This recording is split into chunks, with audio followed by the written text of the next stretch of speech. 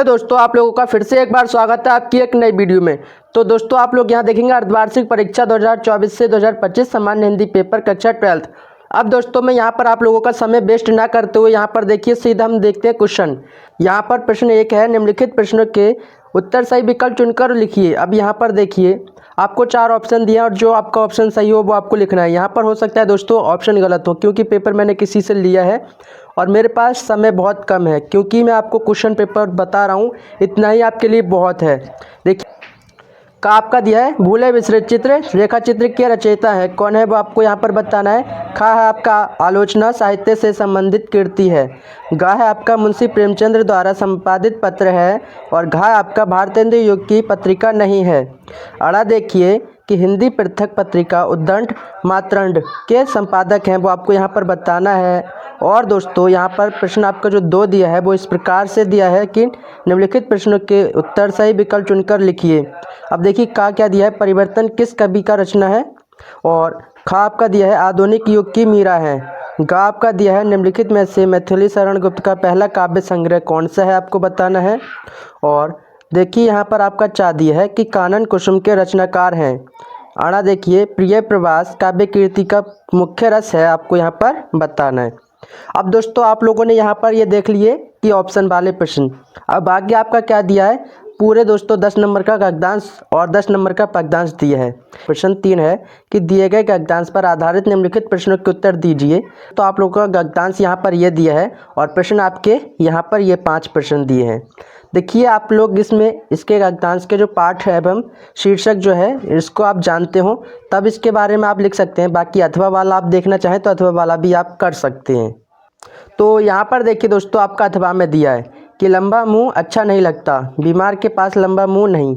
तो इस प्रकार से यहाँ अथवा में आप ये वाला कर सकते हैं। अगर इसमें क्या है देखिए उपरोक्त गद्यांश का संदर्भ लिखिए, रेखांकित अंश की व्याख्या कीजिए और यहाँ पर क्या है देखिए कि अपनी भाषा शैली व्यक्त कीजिए। इसमें अपनी भाषा शैली क्या है वो व्यक्त करनी है। अब प्रश्न 4 देखेंगे, इसमें क्या है आपका पद्यांश दिया है, ये भी आपका 10 नंबर का दिया है। तो 10-10 20 नंबर यहाँ से गद्यांश और पद्यांश से होते हैं। देखिए अब यहाँ पर आप लोग प्रश्न 5 देखेंगे, इसमें क्या है 5 प्रश्न दिए हैं, first second third fourth fifth इस प्रकार से दिए हैं। और इसके अथवा में भी आपको ऑप्शन दिया है करने के लिए। अगर दोस्तों आपसे ऊपर वाला नहीं आता है तो आप क्या कर सकते हैं, अथवा वाला भी कर सकते हैं। आप लोगों के लिए यहाँ पर 2 ऑप्शन दिए जाते हैं। देखिए यहाँ पर देखिए दोस्तों आप लोग इसमें जो क्वेश्चन है यहाँ पर देख ही सकते हैं, अथवा में आपको ये दिए हैं। अब यहाँ पर प्रश्न 5 का देखिए कि निम्नलिखित में से किसी एक लेखक का साहित्य परिचय देते हुए उनकी कृतियों का उल्लेख कीजिए। शब्द सीमा क्या है, 80 शब्द। 80 शब्द तक आपको क्या करना है, इनका साहित्य परिचय लिखना है। अब दोस्तों मैंने आपको पहले ही बताया साहित्य परिचय और जीवन परिचय में थोड़ा सा डिफरेंस होता है। साहित्य परिचय में उनके जो कार्य किए गए हैं जीवन शैली में वो आपको बताने हैं, और जीवन परिचय जो होता है उनमें उनके जीवन के बारे में लिखना होता है, जैसे उनके रिलेटिव फैमिली के बारे में इस प्रकार से आप लिख सकते हैं। अब देखिए यहाँ पर आपको 3 ऑप्शन दिए हैं, डॉक्टर वासुदेव शरण अग्रवाल, कन्हैयालाल मिश्र प्रभाकर और तीसरा ऑप्शन है डॉक्टर हजारी प्रसाद द्विवेदी। अब यहाँ पर 3 नंबर का क्या है, इनकी साहित्य परिचय का है और 2 क्या है इनकी जो कृति का उल्लेख करेंगे उसका नंबर है। तो यहाँ से आपके 5 नंबर बनते हैं। आगे देखिए आगे भी दिया है आपका। अब यहाँ पर देखिए दोस्तों आपका खा दिया है कि निम्नलिखित में से किसी एक कवि का जीवन परिचय देते हुए उनकी प्रमुख रचना का नाम लिखिए। यहाँ पर देखिए दोस्तों इसमें भी क्या है शब्द सीमा 80 शब्द दी है। फर्स्ट दी है आपकी अयोध्या सिंह उपाध्याय यानी हरिऔध, और सेकंड है मैथिली शरण गुप्त, और थर्ड है जयशंकर प्रसाद। अब प्रश्न 6 क्या है, पंचलाइट कहानी के प्रमुख पात्र का चरित्रांकन कीजिए। 80 शब्द में ये करना है। अथवा देखिए भाषा शैली की दृष्टि से लाठी कहानी की समीक्षा कीजिए। अब इस प्रकार से दोस्तों आप लोगों ने क्वेश्चन यहाँ पर देख लिए होंगे। तो आई होप दोस्तों वीडियो आपको अच्छी लग रही होगी, और भी आप पेपर देखना चाहते हैं पहले के जो पेपर है हमारे प्लेलिस्ट आपको मिल जाएगी, प्लेलिस्ट जाकर देख लीजिए। और दोस्तों ये पेपर अपने सभी दोस्तों को शेयर कर दीजिए जिसका अभी तक पेपर नहीं हुआ है। देखिए प्रश्न 7 क्या है कि स्वपठित खंड काव्य के चतुर्थ सर्ग की कथा अपने शब्दों में लिखिए। शब्द सीमा क्या है, इसमें भी 80 शब्द है, और 80 शब्द में दोस्तों आपको लिखना बहुत ही ज़्यादा जरूरी होता है। अथवा में आपको ऑप्शन दिया है स्वपठित खंड काव्य के नायक का चरित्र चित्रण अपने शब्दों में लिखिए। अब देखिए यहाँ से आपका खंड खा शुरू होता है। अब इसमें क्या है 8 का देखिए कि दिए गए संस्कृत गद्यांशों में से किसी एक का संदर्भ हिंदी में अनुवाद कीजिए। तो दोस्तों यहाँ पर आपके 2 नंबर संदर्भ के होते हैं और 5 नंबर के होते हैं हिंदी अनुवाद के होते हैं, क्योंकि दोस्तों ये संस्कृत है और इसका हिंदी में अनुवाद करना उतना ही ज़रूरी है। यहाँ पर देखिए अथवा में देखेंगे आप, अथवा में भी आपको ऑप्शन दिया है, यहाँ पर आप चाहें तो इसका कर सकते हैं हिंदी अनुवाद और इसका भी संदर्भ लिख सकते हैं। दिया है कि दिए गए संस्कृत पद्यांशों में से किसी एक संदर्भ हिंदी अनुवाद कीजिए।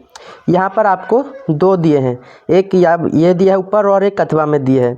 अब दोस्तों यहाँ पर आप किसी एक को आपको करना है। देखिए 2 नंबर आपके संदर्भ के हो गए और 5 हिंदी अनुवाद के, तो यहाँ से 7 नंबर हो गए।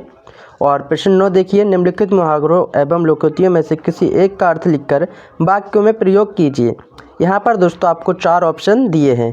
देखिए अक्ल का अंधा, और सेकंड है कूप में डूक होना, और थर्ड है आपका ईमान बेचना, और 4 है आपका धूल में मिलाना। इस प्रकार से आप लोगों ने काफ़ी मुहावरे सुने होंगे दोस्तों। आप क्वेश्चन बैंक में देखेंगे तो आपको बहुत मुहावरे मिलेंगे। तो पहले से ही मैंने दोस्तों वो आपके इंपॉर्टेंट मुहावरे बता दिए हैं, आप लोग वीडियो जाकर देख सकते हैं, प्लेलिस्ट में आपको अवेलेबल है। क्वेश्चन 10 दिया है, निम्नलिखित गद्यांशों एवं पद्यांशों में से किसी एक पर आधारित प्रश्नों के उत्तर सही विकल्प चुनकर दीजिए। अब यहाँ पर दोस्तों यहाँ पर जो आपका गद्यांश और पद्यांश दिया है, यहाँ पर आपके क्या है क्वेश्चन भी दिए हैं। देखिए का खा गा दिया है। इस प्रकार से आप पेपर का लेवल देख सकते हैं, पेपर किस लेवल का आ रहा है। अब देखिए दोस्तों आपको अथवा में जो ऑप्शन दिया था उसमें ये आपके 3 क्वेश्चन है, का खा गा, तो आप चाहें तो इनको कर सकते हैं।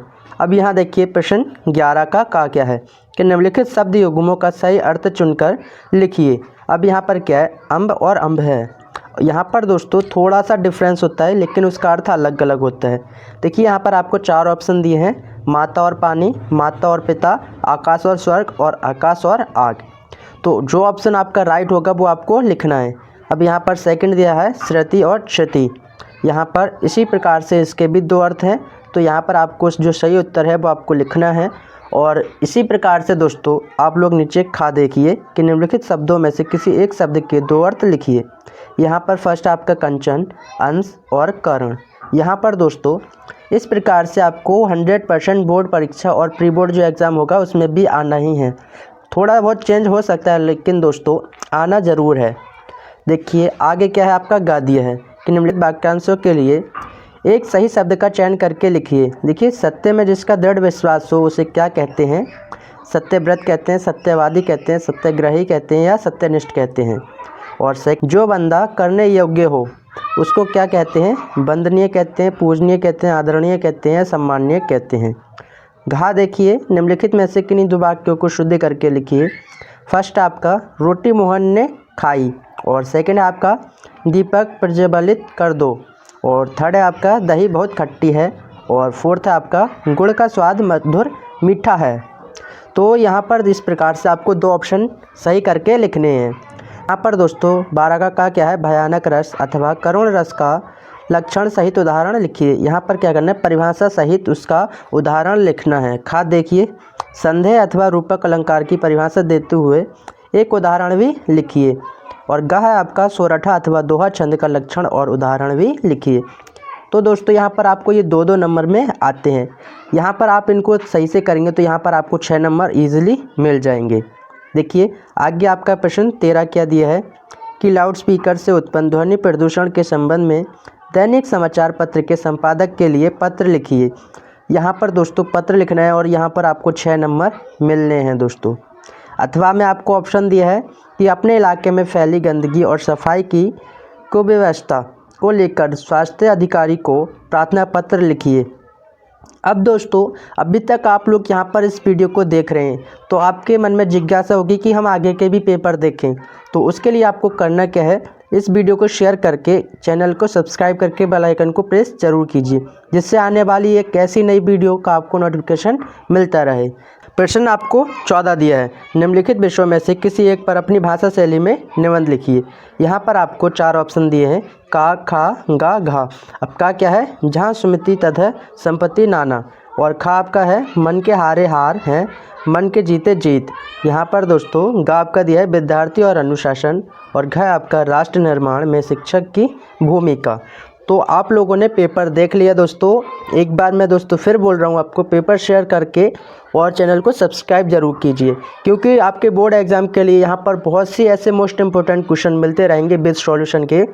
तो ज़रूर दोस्तों एक बार शेयर करके सब्सक्राइब जरूर कर दीजिए। तो मिलते हैं आपसे ऐसी नई वीडियो के साथ, तब तक के लिए जय हिंद।